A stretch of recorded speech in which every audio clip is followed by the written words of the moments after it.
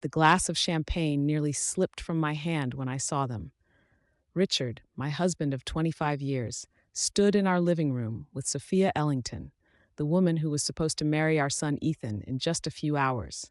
Their bodies were too close, their laughter too intimate, and then, before I could even process the nightmare unraveling in front of me, he brushed a lock of her golden hair away from her cheek.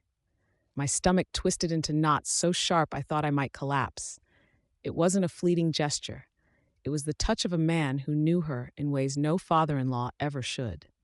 I wanted to scream, to throw open the door and demand an explanation, but then I caught a shadow in the reflection of the hallway mirror. Ethan, my son. He was standing just behind me, his face as pale as ivory, his jaw clenched tight enough to shatter bone. He didn't look shocked. He didn't even look surprised. His voice was low, steady, and far too calm for a groom watching his fiancée in the arms of his father. "Mom," he whispered, his words slicing through the silence like broken glass. "I already know, and it's worse than you think."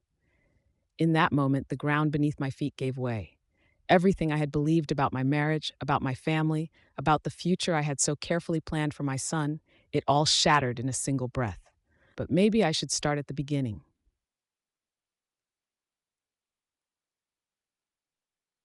The morning of Ethan's wedding should have been the happiest day of my life. Instead, I woke at 5 a.m. with an ache in my chest I couldn't explain. For months, I had been pushing down the feeling that something was wrong. But on that morning, as the first light crept through the curtains of our Atlanta estate, the unease was impossible to ignore. I tried to bury myself in work, sitting in my home office with spreadsheets open on my computer. I run a small CPA firm, nothing glamorous, but it's enough to cover the extras Richard's corporate salary never quite managed. Numbers usually calm me. They're predictable, reliable. But that day, the numbers blurred together until they looked like nonsense. All I could think about was the arch in the garden Richard had built, the rose bushes I had nurtured for months, the white chairs lined up in perfect rows across the lawn. Today was supposed to be perfect. Today was supposed to be about Ethan. 25 years of marriage, 23 years raising a son, and every ounce of my life poured into making sure our family was steady, respectable, and strong. Richard was always the charmer, the center of attention. I was the quiet foundation, the planner, the one who made sure birthdays were remembered, bills were paid, and crises were smoothed over before they ever became visible. For a long time, that was enough for me. But in the weeks leading up to the wedding, things had shifted. Conversations stopped when I entered the room. Richard's phone was always tilted away, his smile always a little too quick, a little too forced. When I asked, he laughed it off. "Just work, Caroline. Big promotion on the line." And like a fool, I believed him. What else could I do? You don't throw away 25 years of history because of a feeling. Then, that morning, Ethan came into my office. He looked exhausted, dark circles under his eyes, clutching a coffee mug like it was the only thing keeping him upright. He sat on the edge of my desk, staring into the steam curling up from the cup. "Mom," he said, his voice hesitant, "do you think Sophia really loves me?" The question hit me harder than a gunshot. I forced a smile, but my hands shook on the keyboard. "Of course she does, sweetheart. It's just nerves. Everyone gets jitters before a wedding." But Ethan didn't smile back. He didn't even nod. His eyes, his father's eyes, burned with something I hadn't seen before. "It's not just jitters," he whispered. "Sometimes when she looks at me, it's like I'm not even there, like I'm just a box she needed to check. And lately," he trailed off, his jaw tightening, "lately she's been spending a lot of time with Dad." I wanted to tell him he was wrong, that he was imagining things, but deep down, I already knew he wasn't. And hours later, when I saw Richard's hand linger on Sophia's face, I knew the truth. My son hadn't been imagining anything at all. The morning light had barely begun to paint the sky over Atlanta when I forced myself to step away from the window. I had been standing there far too long, watching the garden that only a few hours later would become the stage for my son's wedding. The arch was covered in roses I had tended for months, their blooms so perfectly timed it was as if nature itself had cooperated with me. The chairs gleamed white against the freshly cut lawn, and the string lights Richard had hung weeks earlier still swayed gently from the oak trees. It was the picture of perfection. At least that's what it should have been. Inside me, though, there was no perfection, only dread. When Ethan asked me that question, "Do you think Sophia really loves me?" the world tilted beneath me. My son, the boy I had raised to be thoughtful, steady, and resilient, was sitting in front of me on the edge of my desk, and he looked like a child again. His eyes were rimmed with sleeplessness, his shoulders bent under the invisible weight of a truth he couldn't yet bring himself to say aloud. I tried to soothe him the way mothers do. I smoothed his hair back, even though at 23 he hated when I did that. I told him nerves were normal, that all brides and grooms question themselves in the hours leading up to a wedding. But my words felt thin, brittle, like paper trying to cover a roaring fire. Ethan wasn't convinced. He stared into his coffee as though it held the answers I couldn't give him. "It's not just nerves, Mom," he whispered again. "It's them, Dad and Sophia. The way they talk, the way they laugh together. She lights up around him in a way she never does with me." I froze, the air heavy between us. For months I had been ignoring the signs. The sudden closeness between Richard and Sophia, brushed off as financial mentoring. The late-night phone calls Richard insisted were business. The way his smile never quite reached his eyes anymore. I wanted to believe he was stressed, that the promotion he was chasing at work explained everything. I wanted to believe Sophia's elegance, her charm, her constant presence in our home was nothing more than the eagerness of a bride wanting to impress her new family. But hearing Ethan say it out loud ripped away the last veil of denial. I looked at my son, his jaw tight, his eyes full of pain. He was the best thing I had ever created, the one piece of my life I knew was pure and good. I couldn't bear the thought of him standing at that altar with a woman who didn't love him, who might even be betraying him in the most grotesque way possible. Still, what could I say? What could I do on the morning of his wedding, when every florist, every caterer, every guest was already in motion? When 300 people were preparing to gather on our lawn, expecting to see a love story, not the implosion of a family? I swallowed hard and forced a smile. "Sweetheart, sometimes people get nervous before big commitments. Maybe you're just feeling her nerves as your own." But Ethan didn't buy it. He pressed his lips together and shook his head. "No, Mom, I'm not imagining it. I see the way he looks at her. It's the way he used to look at you." That last sentence was like a knife in my chest. For a moment, I couldn't breathe. Richard had once looked at me that way, hadn't he? All those years ago, when we were young and reckless, building a life brick by brick. I remembered the way he'd grinned when he saw me walk down the aisle in my own wedding dress, the way he held Ethan for the first time like he'd been handed the world itself. That man, the man I had loved, trusted, and built a life with, felt so far away now. It was as if he had never existed. I reached out and squeezed Ethan's hand. "You deserve someone who loves you completely, Ethan. Remember that. No matter what happens today, you deserve that." He looked at me, startled by the gravity in my voice, but before he could respond, the sound of footsteps echoed in the hallway. Richard's voice called out, cheerful and too bright. "Morning, Caroline. Morning, son. Big day ahead." Ethan stiffened, his hand pulling away from mine. Richard entered the office, crisp in his pressed shirt and slacks, his hair styled just so, his smile dazzling. To anyone else, he was the picture of a proud father on his son's wedding day. But to me, to Ethan, that smile looked like a mask stretched too thin over secrets too heavy to contain. "Everything's perfect outside," Richard said, clapping his hands together. "Caterers are on schedule. Sophia called. She'll be here in an hour to finalize some details with the seating chart. We just have to get through this last bit of planning, and then it's smooth sailing." Ethan's voice was flat, emotionless. "What details?" Richard waved his hand, dismissive. "Oh, making sure Judge Ellington isn't sitting next to Uncle James. Politics, personalities, you understand." He grinned. "Sophia cares so much about these little things. It's part of what makes her special." The silence that followed was deafening. I could feel Ethan's anger radiating from him, even though he said nothing. His coffee mug trembled in his hand. Richard didn't notice, or maybe he did, but he chose to ignore it. He leaned over and kissed my cheek, his lips brushing my skin with a familiarity that now felt alien. "You look beautiful already, Caroline," he whispered. "Don't wear yourself out worrying." Then he was gone, striding down the hallway like a man without a care in the world. When the door shut behind him, Ethan set his mug down so hard coffee sloshed onto my desk. His eyes met mine, burning. "See?" he said bitterly. "He can't even hide it anymore." I pressed my hand to my lips, trying to steady myself. Everything was unraveling so fast, and the day had only just begun. The hours that followed passed in a blur of forced smiles and frantic preparations. Relatives began to arrive, their chatter filling the house. The caterers bustled in the kitchen, arranging trays of hors d'oeuvres. The florist fussed over centerpieces, making sure every bloom was picture perfect. Outwardly, our home radiated joy and celebration. Inwardly, I felt like I was suffocating. Everywhere I turned, there were reminders of the life I thought I had built. Photos of Richard and me on vacations, of Ethan blowing out candles on birthday cakes, of Christmas mornings by the fireplace. To the outside world, we were the perfect American family, comfortable, successful, enviable.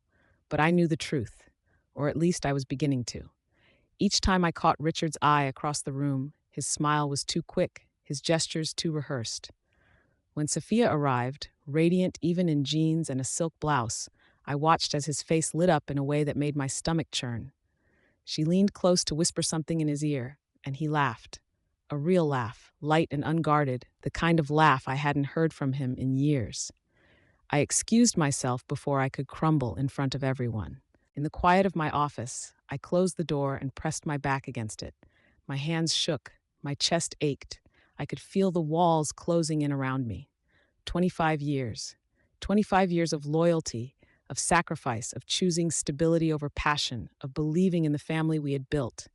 And now, on the very morning our son was meant to step into his future, it was all unraveling in front of me. I looked at the computer still open on my desk, the spreadsheets glowing faintly on the screen. Numbers, neat and ordered, so different from the chaos of my life. My eyes blurred with tears, and for the first time in years, I whispered aloud what I had been too afraid to admit. I don't know if I can do this anymore. The house was buzzing with preparations, but inside me there was only a steady, rising dread. Guests laughed in the living room. The caterers clattered in the kitchen. My relatives called my name to come join them for photographs, but my body moved like it belonged to someone else. All I could think of was Ethan's voice, raw with pain. She lights up around him in a way she never does with me.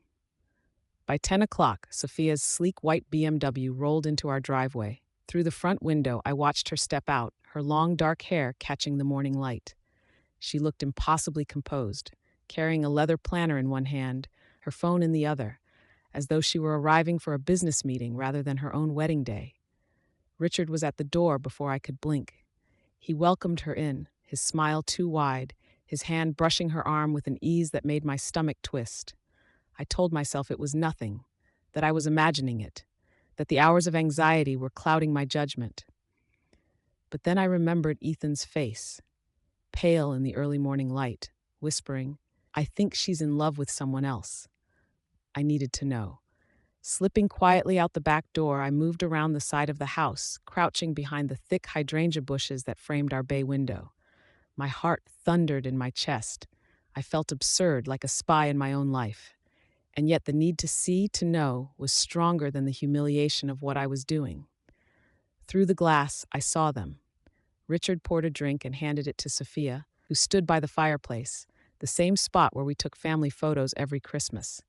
Their bodies leaned just a little too close. Their voices, though muffled, carried an intimacy that went beyond words. His hand brushed against her lower back. It could have been casual, it could have been innocent, but it lingered. The sight burned into me like acid. I gripped the branches of the bush so tightly that the wood cut into my palms. My mind screamed, "This is your son's fiancé. This is your husband." The betrayal twisted through me, hot and cold all at once. I wanted to burst into that room, to tear the glass from its frame and scream until the walls shook. But then movement caught my eye. Upstairs, in the shadow of the hallway, stood Ethan. He wasn't supposed to be there. He wasn't supposed to see this. But there he was, frozen at the top of the stairs, his face gray with shock. He had seen it too. His father, his bride-to-be. Something inside me shattered. This wasn't just my pain anymore, it was his. And that was infinitely worse. Downstairs, things escalated. Sophia tilted her head back and laughed at something Richard said. He touched her hair, a gesture too intimate, too practiced. Then, without hesitation, he leaned forward and kissed her. Not a polite kiss, not a mistake, a deep, lingering kiss. The kind of kiss that destroys lives. My vision blurred red. The roar in my ears drowned out everything. 25 years of marriage disintegrated in a single heartbeat. All the holidays, the birthdays, the whispered promises of forever, burned away with one treacherous act. I was halfway to standing, ready to storm in and end it all, when a hand clamped down on my arm. I gasped, spinning around, ready to fight. It was Ethan. He had come down the stairs without me noticing, his face pale, his jaw tight, but his eyes, they were blazing, filled with something harder than anger. Cold, ruthless determination. "Mom, don't," he whispered. His grip on my arm was strong, almost desperate. "Not now." I tried to speak, but the words tangled in my throat. "Ethan, you saw?" "I know," he said sharply. "I've known for weeks." The ground dropped out from beneath me. "What do you mean?" Ethan's voice trembled, but his words were steady. "I hired someone, a private investigator. I needed proof before I said anything. Proof that I wasn't losing my mind." From his pocket, he pulled out his phone. His hands shook as he tapped the screen, then turned it toward me. There they were, photograph after photograph. Richard and Sophia walking into restaurants, leaving hotels, leaning too close in parking lots, smiling like two people in love, living a secret life just beyond our reach. My knees gave out, and I sank into the dirt behind the hydrangeas. Each image was a dagger, each timestamp another nail in the coffin of my marriage. "This is real," Ethan whispered, his voice breaking. "They've been doing this for months, maybe longer. And you know what the worst part is?" I looked at him, tears streaming down my face. "They made me doubt myself," he said bitterly. "Every time I saw them, every time I felt something was wrong, I told myself I was paranoid, that I was jealous. But I was right, and now I can never unsee it." I reached for him, my son, my boy, my heart. But he pulled back, his face hardening. "Not yet, Mom. We can't blow this up now. If we confront them, they'll lie, they'll twist it, they'll make us the villains." His jaw clenched. "We need to be smart. We need to ruin them in a way they can never recover from." For a moment, I didn't recognize him. This wasn't the soft-hearted boy who once cried over a lost dog, who built forts in the living room with couch cushions. This was a man forged in betrayal, sharpening himself into a weapon. I stared at him, my chest heaving. "What are you saying, Ethan?" His voice was low, deliberate. "I'm saying we don't just stop this wedding. We destroy them, publicly, completely. They don't get to walk away from this without consequences." I wiped at my tears, my mind whirling. The anger inside me, once raw and chaotic, began to crystallize into something cold and hard. For 25 years, I had been the forgiving wife, the woman who smoothed over Richard's flaws, who kept the family stitched together. But that woman was gone. I looked at my son and nodded. "Tell me the plan." When Ethan pushed the phone into my hands and the glossy photos scrolled beneath the light, something cold and practical clicked on inside me. Grief and humiliation were still raw, but beneath them, a single clear objective emerged. If they were going to destroy the family, they should not be allowed to walk away unscathed. Not while I still had a voice. Not while my son's life could be salvaged. Ethan and I retreated to my office, closed the door, and began to whisper like conspirators. He explained, haltingly at first, that he had hired a private investigator, Monica Harris, my sister, after a chance sighting of Franklin and Sophia that had left him sleepless for days. Monica had called him back within 24 hours, her voice steady, her questions clinical. That was when they began to gather the mosaic of proof. Credit card receipts, time-stamped restaurant photos, hotel check-ins, and most damning, bank transfers and forged documents showing unexplained loans against our retirement accounts. "You have to understand," Ethan said, rubbing his forehead. "I didn't want to believe it. But once you see the pattern, cash withdrawals, the same places, the same times, it's not a coincidence. I asked her to keep going until she had enough to make them stop forever." Monica's involvement was the turning point. She was not theatrical. She had worn the colors of a caterer the morning of the wedding, but she was thorough. A retired detective with connections in Atlanta's economic crimes unit, she knew how to obtain records, how to corroborate receipts, and most importantly, how to make a prosecutor sit up and pay attention. She also had the backbone to stage a public takedown. Over the next few hours, she turned my panic into a dossier, an organized, undeniable ledger of betrayal. We met at a coffee shop 2 blocks from our house. Monica folded into the booth like a woman who had borne witness to too many ruined lives to be surprised by anything. She slid a slim manila folder across the table. Inside, the pages were precise: surveillance photos with timestamps, hotel receipts paid in cash, a ledger of small but regular withdrawals from our joint accounts, and copies of loan documents with a horrid familiarity in the forgery. On the top of the stack was something smaller but heavier, a printout from a private lab indicating preliminary DNA comparison results. "It gets worse," Monica said quietly. "There's a girl, 15, name's Chloe Bennett. Franklin's been supporting her for years under the table. The payments go back 15 years." She tapped the spreadsheet where the withdrawals were highlighted. "And some of the transfers go straight into accounts connected to a shell business Sophia's been using. It's not just a fling, Caroline, it's financial dependence. He's been funding her life." Cold fury rose in me, but Monica's voice kept me practical. "We have to plan every move," she said. "If you blow it now, they'll lie, they'll cry, they'll manipulate. People like Franklin are masters of narrative. We need ironclad proof in front of everyone. And law enforcement support. I can get that, but we must be surgical." Over the next 24 hours, a war room came together. My kitchen island strewn with printouts, Ethan's laptop showing a timeline, Monica's phone with contacts at the local PD, my attorney on speed dial. There were several pillars to our plan. 1.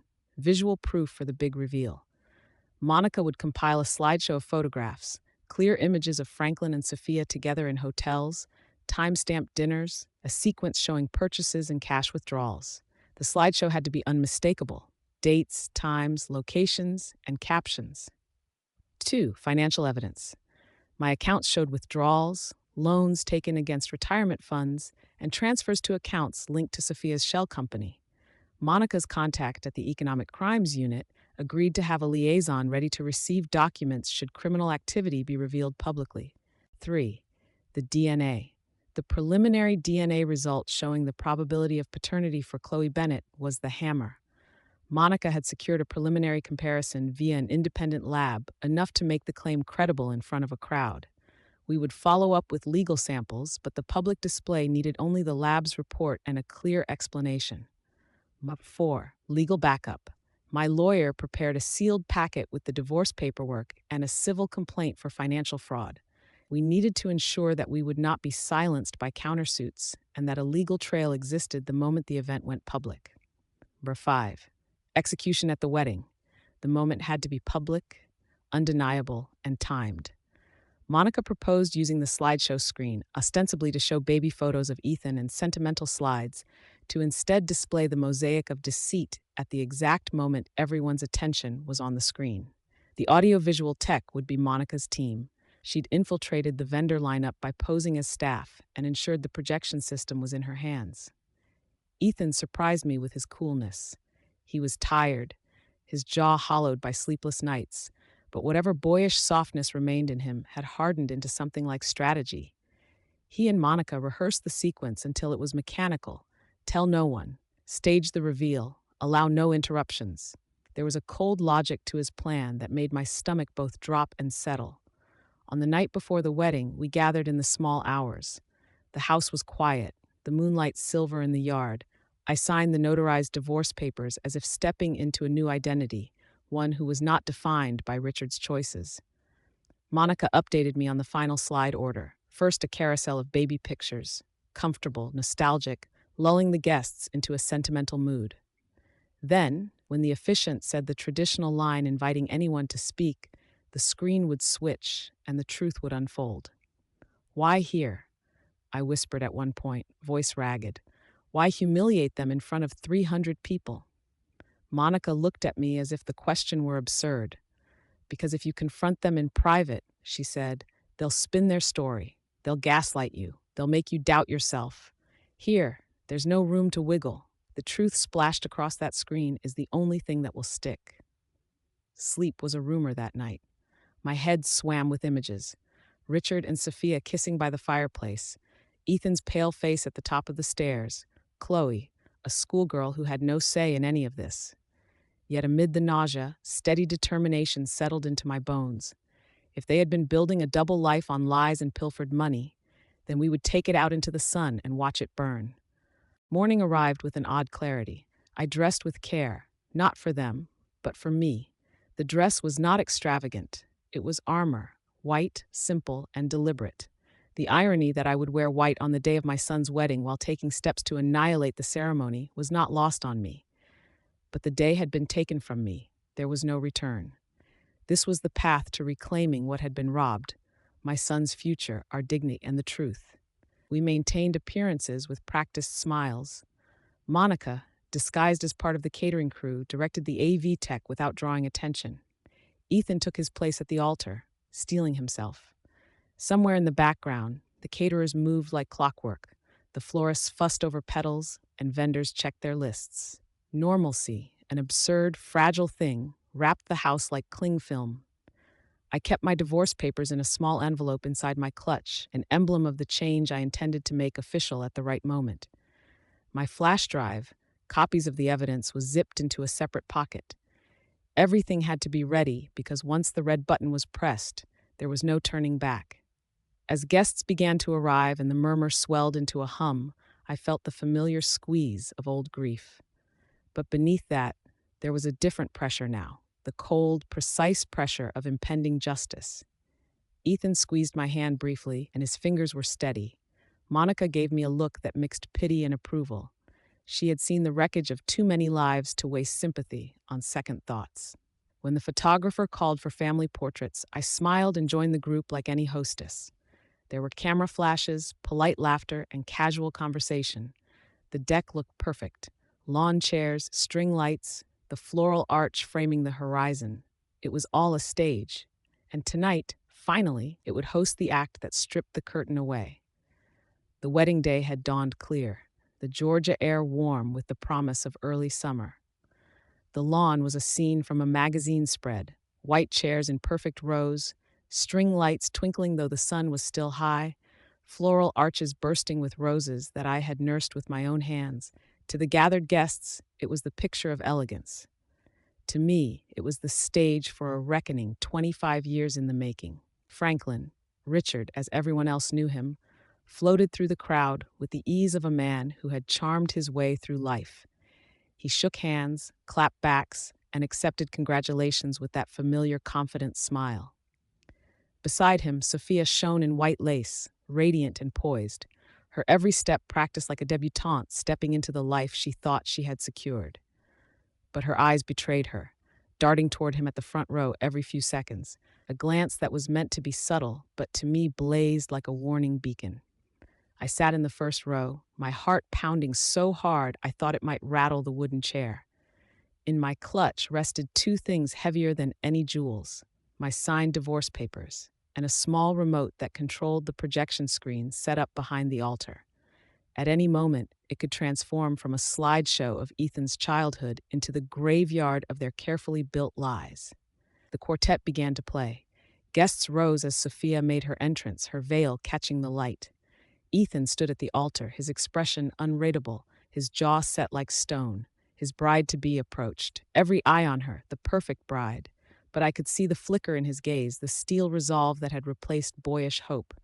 The officiant began the ceremony, his voice gentle and steady, speaking of love, fidelity, and forever. Each word was an irony so sharp it cut. My chest tightened with every vow they repeated, promises already shattered 100 times in hotel rooms and secret meetings. Finally, the words came. If anyone here knows of any reason why these two should not be joined in holy matrimony, speak now or forever hold your peace. The silence was thick, heavy. All eyes flicked across the garden, expectant, curious. I rose. Gasps rippled through the crowd. Franklin's hand clamped on my wrist. "Caroline, sit down," he hissed, his smile frozen in place, his teeth bared in panic. "You're embarrassing, Ethan."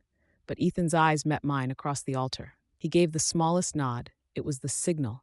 I shook off Franklin's grip, straightened my spine, and turned to the efficient. My voice rang clear across the lawn, steadier than I felt. Yes, I have a reason. The whispers surged into a roar, then hushed again, hanging on my words. Because the man you see sitting here in the front row, my husband of 25 years, has not only betrayed me, he has betrayed his own son, and the woman standing at this altar is not the radiant bride you think she is. She is his mistress. The crowd erupted. Shouts, gasps, the scrape of chairs. Sophia's face drained of color, her smile collapsing into horror. Franklin surged to his feet, red blotches crawling up his neck. "This is insane," he bellowed. "She's hysterical. These are lies." "Are they?" I asked quietly. I reached into my clutch, pulled out the remote, and pressed the button. The screen behind the altar flickered. Instead of baby photos of Ethan in pajamas and school plays, an image appeared. Franklin and Sophia in a hotel lobby, time-stamped, his hand pressed low against her back. Then another, their lips locked in a dim restaurant booth. Another, Sophia slipping into Franklin's car in the middle of the night. The gasps grew louder, more horrified. Sophia's parents, Judge Robert Ellington and his wife Catherine, stared at the screen in frozen disbelief. Catherine's hand flew to her mouth. The judge's face twisted with rage and humiliation. "This is fake," Franklin shouted, his voice cracking. "Photoshopped. She's lost her mind." But the screen changed again. This time it was bank statements. Line after line of small withdrawals. Then the forged loan documents, his signature scrawled across them. Except it wasn't his, it was mine, copied and falsified. The proof was irrefutable. Whispers turned to shouts. "Is that real? My God, the pension. She stole from her own firm too?" Because the next slide was worse. Documents from Sophia's law office, inflated expenses, fake invoices, money siphoned into private accounts. Alongside them, receipts for jewelry, gifts, dinners, some bought with Franklin's stolen retirement funds, others with Sophia's embezzled money. A circle of corruption so vile that even the most cynical guests fell into stunned silence. Sophia staggered back, clutching her bouquet as if it could anchor her. Her mother sobbed, her father's eyes burned. "Sophia Ellington," someone muttered. "Wire fraud." And then the final blow, a DNA report. Clear, clinical words. Probability of paternity, 99.999%. Beside it, the photograph of Chloe Bennett, a 15-year-old girl with Franklin's unmistakable eyes. The crowd froze. Silence fell like a guillotine. "This," I said, my voice breaking but steady, "is the daughter my husband has hidden from me and from Ethan for 15 years. The silence shattered. People screamed, chairs toppled, cameras flashed as if the wedding had transformed into a crime scene. Sophia crumpled to the ground, sobbing hysterically. Franklin lunged for me, his face twisted with rage. "You vindictive?" But before he could finish, Monica stepped from the side of the lawn in her catering uniform, flanked by two uniformed police officers. Her voice was calm, controlled. "Richard Whitmore, we'll be discussing the financial fraud with your attorney, but today we're here for her." She nodded toward Sophia. The officers advanced. "Sophia Ellington, you are under arrest on suspicion of embezzlement and wire fraud." The handcuffs clicked, the sound echoing louder than any vow could have. Sophia screamed. Her parents rushed forward, but the officers stood firm. Cameras caught everything, guests, relatives, colleagues, all holding their phones high, recording the collapse of two prominent families. Franklin tried to flee, shoving through the crowd, but Monica was faster. She stuck out her foot, and he crashed to the grass, sprawling in his tailored suit. Laughter, sharp and shocked, burst from the guests. He scrambled up, humiliated, his world crashing around him. Ethan walked down the aisle, past the wreckage of flowers and whispers, to stand beside me. He wrapped an arm around my shoulders. His voice was steady as he spoke to the crowd. "This wedding is over. The truth has been shown. Thank you all for being witnesses." And then, in the middle of 300 stunned guests, I pulled the sealed envelope from my clutch and handed it to Franklin. Divorce papers. Signed. Sealed. Irrevocable. His face went pale. His hands shook as he ripped the envelope open. He looked at me, at Ethan, at the crowd recording every second. And then, stripped of all power, he stumbled backward like a man already dead. The garden was no longer a wedding, it was a battlefield. Guests scattered in all directions, some crying, some whispering furiously, some recording every moment as if the ruin of my family were just another spectacle for social media. The string quartet had fallen silent, their instruments dangling uselessly at their sides. White petals, once carefully arranged, were crushed beneath frantic feet. And in the middle of it all, Sophia was led away in handcuffs, her sobs trailing behind her like the echo of a failed dream. Franklin stood rooted for a moment, then bolted again, pushing through clusters of guests. He looked smaller somehow, his once confident shoulders hunched, his polished shoes slipping in the grass. Monica caught him by the arm. "You'll get your day in court," she said flatly, her voice void of sympathy. He yanked free, stumbling toward the parking lot like a man chased by his own sins. I didn't follow. I no longer had anything to say to him. Instead, I felt Ethan's arm tighten around me. My son, my boy who had watched his wedding day collapse in flames, stood tall, his face pale but unyielding. For years, I had been his anchor, and in this moment, I realized he had become mine. The scandal didn't end with the wedding. It only began there. By morning, headlines blared across Atlanta. Bride arrested at altar for embezzlement. Prominent sales executive exposed in affair with son's fiancée. Whitmore family implodes in front of 300 guests. Reporters camped outside our estate, snapping photos through the iron gates. My phone rang endlessly. Clients, distant relatives, even old college friends I hadn't heard from in decades, each wanting to confirm the story, to dig through the wreckage for their own curiosity. I unplugged the phone. My small CPA firm suffered immediately. Several clients, uncomfortable with the notoriety, withdrew their accounts. The news framed me as the betrayed wife, the humiliated matron. Some pitied me, some mocked me. But I knew reputation could be rebuilt. Money could be earned again. What mattered was not allowing Franklin or Sophia to drag Ethan down with them. Ethan, surprisingly, was the strongest of us.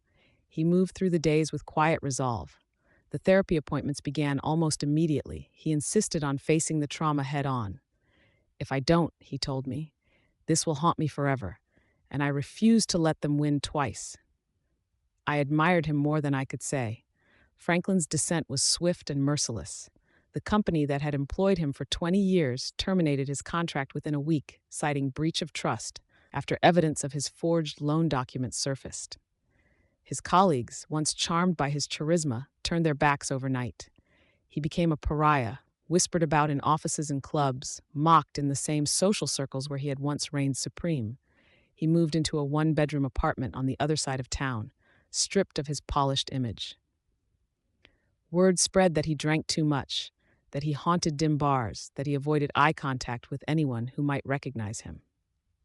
Occasionally, I would see his face on a news segment, disheveled, hollow-eyed, muttering no comment as reporters pressed microphones to his lips.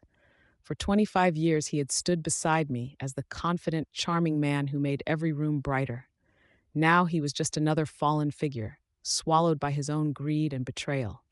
And yet, when he appeared on my doorstep one night months later, older and thinner, his eyes sunken, I let him in. He apologized. He wept. He begged for forgiveness. I listened, and then I told him the truth. "I forgive you, Richard, but not for you. For me, I refuse to carry your sins any longer. But forgiveness is not reconciliation. We are done." He nodded, tears streaking his face. And for the first time, I saw him not as my husband, but as a stranger I had once loved. Sophia's fate was sealed in a courtroom, not at an altar. Her prestigious law firm cut ties immediately, filing civil suits against her for damages. The prosecutors, armed with Monica's meticulously gathered evidence, pressed charges of embezzlement and wire fraud. She pled guilty to avoid a harsher sentence, 2 years in a minimum security prison. Restitution of nearly $200,000. Her parents, the Ellingtons, were left shattered. Judge Robert Ellington resigned in disgrace, his reputation stained by his daughter's crimes. Catherine Ellington stopped attending charity events, retreating into seclusion. Sophia herself faded from the headlines quickly, replaced by fresher scandals. But for me, her name remained etched in memory, not as the bright young architect she pretended to be, but as the woman who had tried to build her future on the ruins of my family. Of all the fallout, the hardest thread to untangle was Chloe. At first, I wanted nothing to do with her. She was the living embodiment of Franklin's longest lie. But then I remembered, she hadn't chosen this. She hadn't asked to be born into deceit. When her mother, Laura Bennett, reached out with a short letter, an apology, and a request that Chloe might meet her half brother, I hesitated. For days, the letter sat on my desk, its words burning in my mind. Finally, I showed it to Ethan. "She's my sister," he said simply. "We have to meet her." And so we did. In a quiet cafe halfway between our towns, I saw her for the first time. 15 years old, nervous, clutching a book like a shield. And when she lifted her eyes, I gasped. They were Franklin's eyes, the same deep, intelligent gaze that had once made me fall in love with him. But there was no arrogance in her, no deceit, only innocence and fear. Slowly, carefully, we began to build a relationship. Dinners every other Sunday, texts between Ethan and Chloe about school, movies, life. She became less of a reminder of betrayal and more of a child trying to find her place in a fractured family. Against all odds, I grew to care for her, to want to protect her. A year passed. The storm, though never forgotten, began to quiet. I sold the grand estate with its haunted halls and bought a modest townhouse. It was smaller, simpler, but peaceful. My firm recovered slowly, new clients trickling in, drawn by my resilience rather than repelled by scandal. Ethan flourished. He left the corporate path that had always felt suffocating and returned to school to pursue landscape architecture. He designed gardens and parks, finding beauty in rebuilding and shaping the earth into something better. His therapy helped him shed the weight of betrayal, and eventually he met someone new, a librarian with kind eyes who looked at him the way love was supposed to. And Chloe, she became a fixture at our table. She laughed with Ethan, teased him like only a sister could. She showed me sketches from her art class, dreams of studying design. She was bright, funny, kind. Not Franklin's mistake, but her own person. One evening, a year after the wedding that wasn't, Franklin appeared again. He was grayer, thinner, a shell of the man he had once been. He told me he was in therapy, that he was trying to understand himself, that he was sorry. I believed him. For the first time, I believed his words. But when he asked if there was any chance, any hope for reconciliation, I told him the truth. "No, Richard. What we had is gone, but I hope you find peace, for your sake and for Chloe's." He left quietly, and I never saw him again. That night, as I sat in my small townhouse, Chloe laughing in the kitchen with Ethan, I realized something profound. My life had been burned to the ground in front of 300 witnesses. My marriage, my illusions, my plans, all destroyed. But from those ashes, something new had grown. Smaller, quieter, imperfect, but honest. A family rebuilt not on lies, but on truth. And for the first time in decades, I breathed freely. The townhouse was quiet, modest, and most importantly, mine. No echoes of Franklin's laughter, no shadows of his betrayals lingered in its corners. Just clean walls, new beginnings. The first night I slept there, I cried not from sorrow, but from a strange light relief. The weight of years had been lifted, and though the scars remained, I was finally free. But freedom is not the same as healing. Healing required something harder. Rebuilding trust, not just in others, but in myself. For months after the implosion, I questioned every instinct.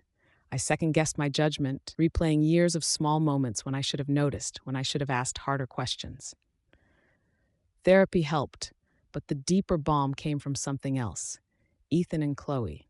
Ethan's recovery amazed me. He had been the most wronged of all. His wedding destroyed, his fiancée unmasked as his father's lover, his trust shattered. Yet he approached his healing with determination.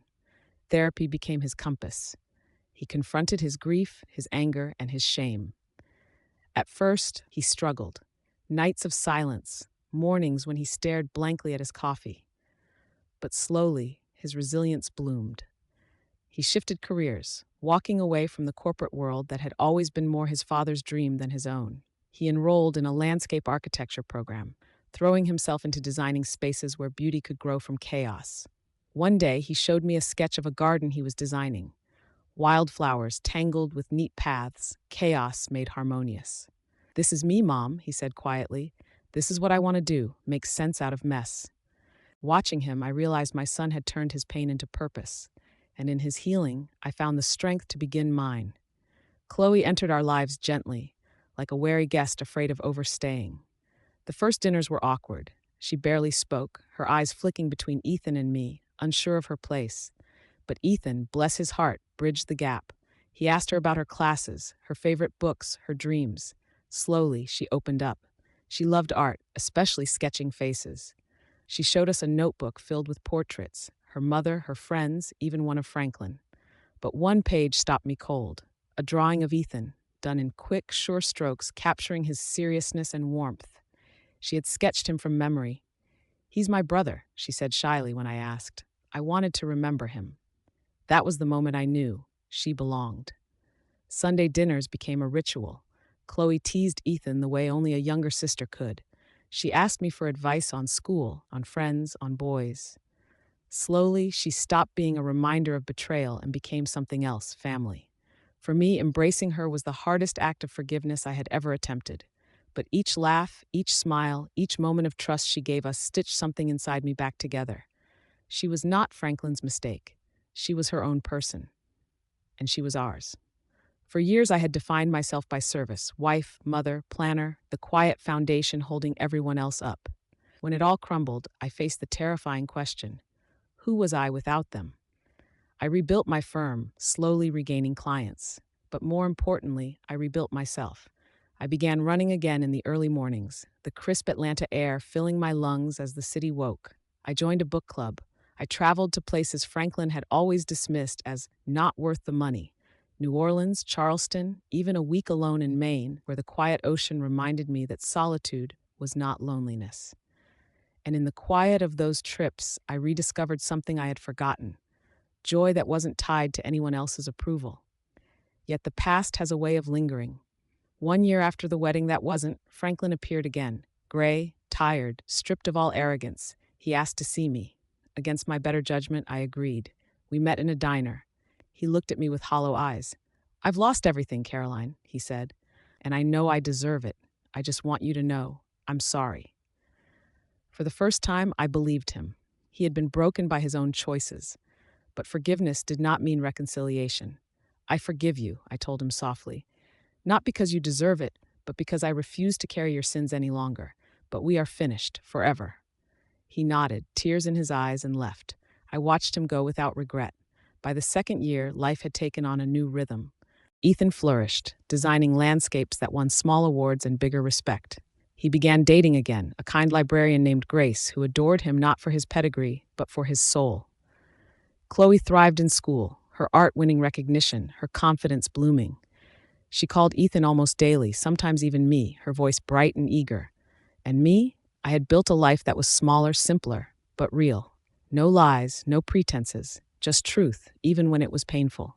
On a warm Sunday evening, as we sat around my dining table, Ethan and Grace, Chloe with her sketchbook, me with a glass of wine, I looked around and realized something profound. This was family. Not the one I had envisioned, not the one I had sacrificed decades for, but one built from honesty and choice. A family forged in fire, but stronger because of it. When I looked back at the woman crouched behind the hydrangea bushes, spying on her husband and her son's fiancé, I wanted to tell her, "You will survive this. You will lose everything you thought you needed, and then you will find what you truly need." The lies had burned away the illusion of perfection. In their place was something raw, fragile, but genuine. Pain had been the price of freedom, and freedom, I realized, was worth it. 3 years had passed since the disastrous wedding that never happened, but for Caroline, the memory was still etched into her heart as vividly as if it had been yesterday. Time had softened some wounds, but others had left permanent scars, reminders of betrayal and broken vows. The once grand estate where she and Franklin had built their lives now belonged to someone else, sold off in the messy aftermath of divorce. She no longer lived in opulence, surrounded by rose-covered arches and glittering chandeliers. Instead, she had chosen a modest townhouse on a quiet street, a home without ghosts, a place where silence meant peace instead of tension. At night, she would curl up in her armchair with a book and a cup of tea, the hum of the world outside fading into comfort. For the first time in decades, she felt the meaning of home, no longer a stage for appearances, but a sanctuary for truth. Ethan, her son, had changed the most. Of all the people shattered that day, he had carried the heaviest burden: a fiancé who had betrayed him with his own father, a wedding that turned into a scandal, a family he thought was unbreakable reduced to ashes in front of 300 witnesses. Yet instead of crumbling, he had remade himself. He walked away from the corporate world Franklin had always pushed him toward, ignoring the voices that urged him to rebuild in the same image of the father who had deceived them all. Instead, Ethan chose his own path. He returned to school, finishing his studies in landscape architecture, and started a small studio he called Second Bloom. When Caroline asked why that name, he smiled gently and said, "Because even after destruction, life can grow again." His gardens reflected that belief. They were never flawless. He left room for wildflowers to climb fences, for ivy to weave unpredictably, for chaos to bloom alongside order. It was a philosophy born from pain, a refusal to chase perfection when truth was more beautiful. 2 years after the scandal, Ethan married Grace, a quiet librarian who had stood beside him during his darkest nights. Their wedding was the opposite of the one that had imploded. It was small, held in a garden Ethan himself designed. There were no lavish speeches, no grand facades, just simple vows exchanged under arches covered with wild roses. Chloe stood at his side as his best man, her voice breaking when she toasted him, calling him not just her brother, but her rescuer. Caroline walked him down the aisle, tears burning her eyes as she let go of his hand, not in grief, but in pride. A year later, Grace gave birth to a son, Noah. Caroline remembered the first time she held him, the way his tiny fingers curled around hers with instinctive trust. She wept until her body shook, overwhelmed by the realization that from ruin, new life had come.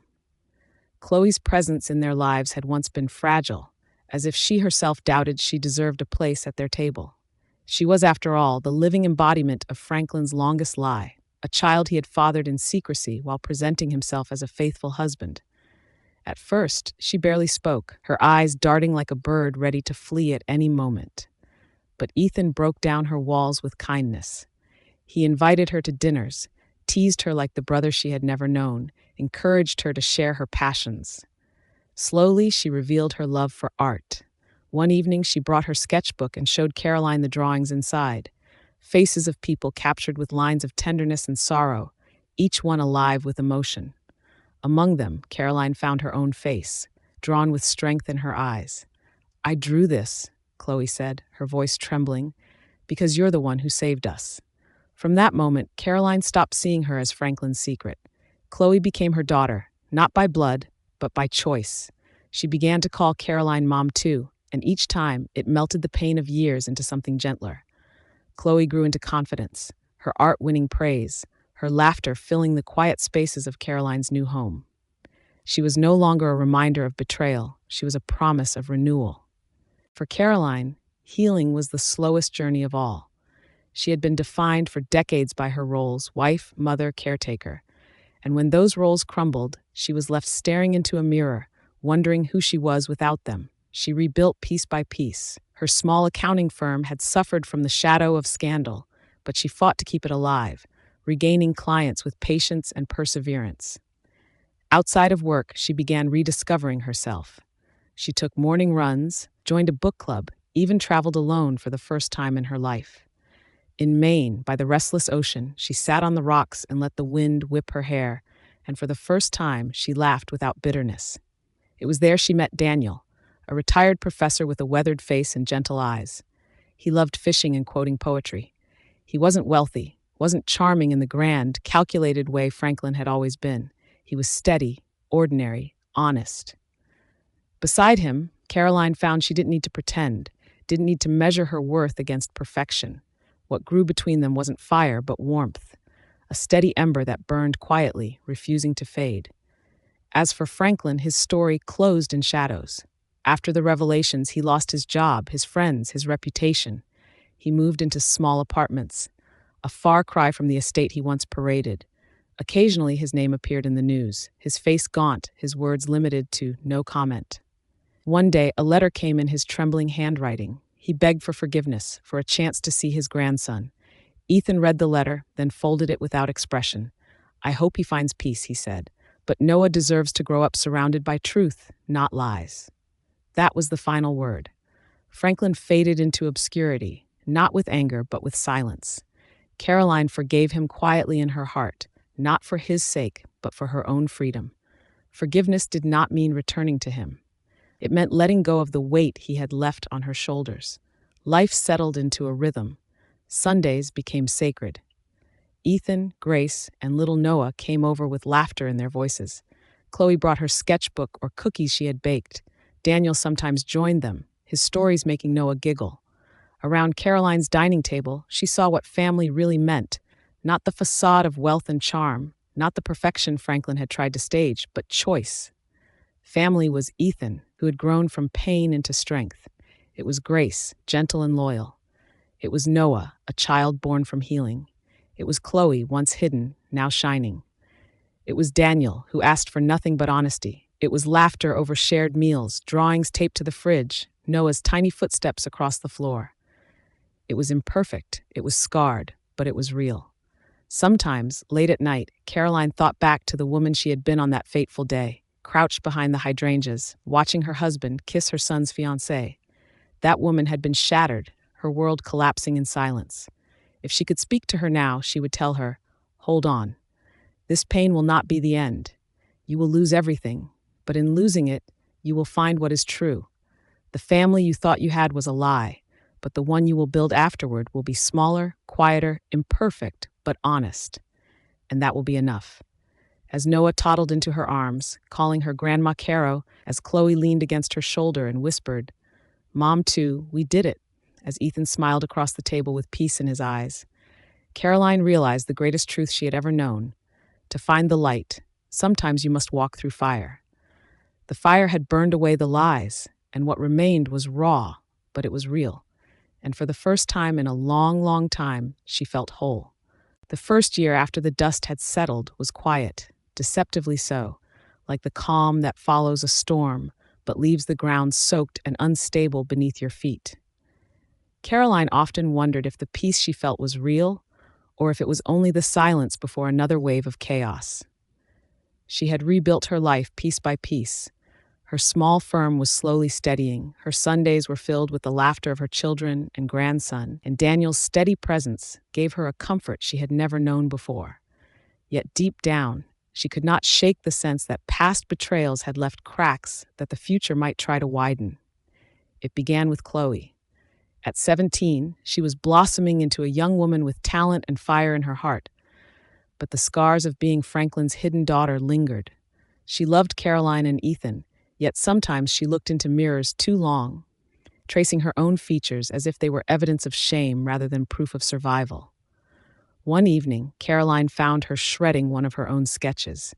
The drawing had been of Franklin, raw, sharp lines, a face half in shadow.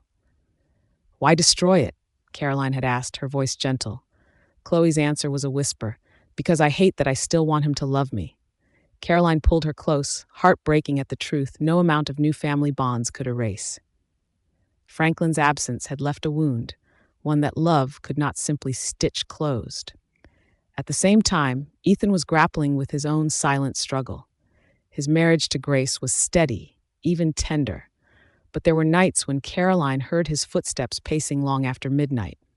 He carried the weight of having nearly bound his life to someone as deceitful as Madison, and though he trusted Grace, part of him still doubted himself. One evening, after Noah was asleep, Caroline found him standing alone in the garden, staring at the arch of roses he had built. "Do you ever wonder if you're cursed to repeat mistakes?" he asked quietly. She shook her head firmly. "You are not defined by what was done to you, Ethan. You are defined by how you rise after it." But his eyes betrayed him, and she knew the past had seeded doubts that only time could uproot. And then came Franklin's shadow once more, not through his presence, but through the mess he had left behind. Letters arrived at Caroline's townhouse, official ones with legal seals, naming her in proceedings she wanted no part of. Franklin had defaulted on debts he had hidden with the same ease as his affairs. Though the courts ruled she was not responsible after the divorce, the process dragged her back into old nightmares. Ethan raged when he discovered it. Why can't he just disappear? He's ruined everything and still finds ways to haunt us. Caroline felt the same, yet deep inside she knew this was the last of Franklin's poison bleeding into their lives. When she signed the final release form, she whispered to herself, "This is the burial. He is gone." But she knew better than to underestimate the long shadow of betrayal. As if to test the strength of their fragile peace, life dealt another blow, but this time it did not come from Franklin. It came from life itself. Grace, Ethan's gentle wife, fell ill one autumn, the kind of illness that arrived slowly, with fatigue and fevers, until the doctor spoke the word no one wanted to hear: cancer. The diagnosis shattered the fragile scaffolding Ethan had built. Caroline watched her son crumble in ways even Madison's betrayal had not managed. He sat beside Grace in the hospital, clutching her hand as though letting go would let her slip away entirely. Caroline took Noah into her home for weeks at a time, rocking him to sleep while silently praying to a God she was not sure she still believed in. Chloe, too, stepped up, sketching portraits of Grace in her hospital bed, trying to capture her strength, her smile, her courage. Grace, pale but unbroken, would smile weakly and say, "Don't draw me like I'm sick, Chloe. Draw me like I'm still me." And Chloe would nod, tears brimming but never falling, and fill the paper with lines that radiated resilience rather than frailty. Months of treatment followed. Ethan began to waste away under the weight of helplessness. Caroline knew that if Grace did not survive, her son might lose himself completely. One night, when Ethan was too tired to speak, Caroline sat beside Grace and whispered, "You are the anchor that keeps him from drifting. Fight, Grace. For him, for Noah." Grace squeezed her hand weakly and whispered back, "For all of you." Somehow, miraculously, after endless rounds of treatment, the doctors announced remission. The word was a candle in the dark, and for the first time in months, Ethan laughed with genuine relief. Grace came home frail but alive, Noah clinging to her like a vine that had nearly lost its tree. Their family had been tested again, and though scarred, they had endured. Caroline realized then that survival was not just about escaping the wreckage Franklin had left. It was about withstanding the blows life itself would continue to deliver. She saw it in Chloe, who entered art school and faced whispers about being the affair child, yet stood tall, telling anyone who asked that she was defined not by her father's sins but by her own talent. She saw it in Ethan, who after nearly breaking emerged stronger, more certain that love was worth fighting for. She saw it in Grace, whose body bore the marks of battle but whose spirit remained luminous. And she saw it in Noah, who grew each day, his laughter the sound of a future unburdened by lies. One quiet evening, long after Grace had returned home, Caroline sat on her porch with Daniel. The sunset burned gold across the horizon, and Noah's laughter echoed in the yard as Chloe chased him through the grass. Daniel squeezed her hand and said softly, "Do you see it, Caro? This is what you built. Out of ashes, you built this." Caroline's throat tightened. For years, she had defined herself by loss of trust, of marriage, of dignity. But as she watched her family together, imperfect and scarred yet unbroken, she finally believed what Daniel said. They had built something new, something stronger.